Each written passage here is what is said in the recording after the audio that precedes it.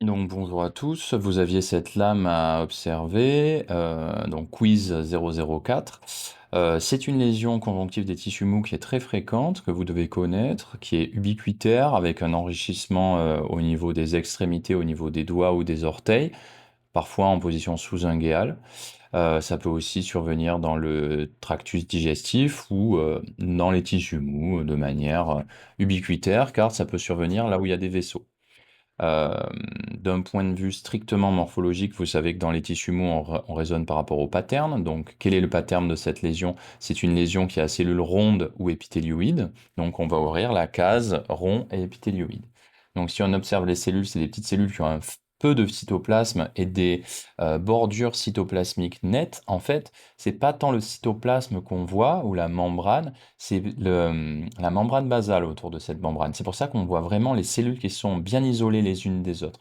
Cet aspect très particulier, qui est épithélioïde rond, très monotone, avec un tout petit peu de membrane basale autour des cellules, ça doit vous activer le réflexe tumeur glomique.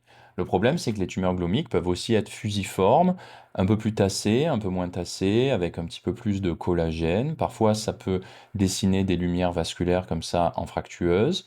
Parfois, c'est vraiment très très proche d'un vaisseau. On voit que la paroi des vaisseaux essaye de se dessiner. Parfois, on a du mal à la discerner. Il peut y avoir plus ou moins de stroma collagène entre les cellules. Vous voyez, ici, c'est un petit peu plus hyalinisé entre les cellules, comme ici. Parfois très hyalinisé, parfois moins hyalinisé. Parfois plus compact, comme ici. Parfois très compact, comme ici. Donc, on a une variation dans l'architecture. On peut aussi avoir une variation dans la cytologie. Les cellules peuvent être plus fusiformes. Le stroma peut être différent. Là, il est fibro-hyalin, mais il peut être myxoïde. Bref, on peut avoir plein de variations. Il faut connaître vraiment cette cytologie-là et cette intrication au vaisseau, et c'est comme ça que vous poserez le diagnostic de tumeur glomique.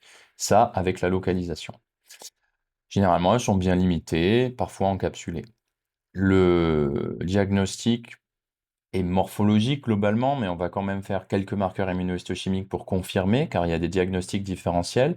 Le diagnostic différentiel d'une tumeur épithélioïde avec un stroma fibromyxoïde comme ça superficiel, c'est par exemple la tumeur fibromyxoïde ossifiante, qui peut parfois ne pas être ossifiante.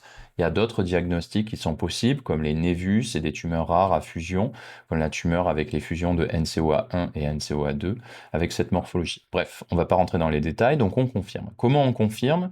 Tout d'abord, les cellules glomiques, c'est des cellules spécialisées péricytaires qui expriment diffusément et intensément l'actine. Donc on va avoir une surexpression diffuse et intense membranaire de l'actine, qui est épithéliale comme ça, épithélioïde comme ça, qui souligne bien la cytologie épithélioïde.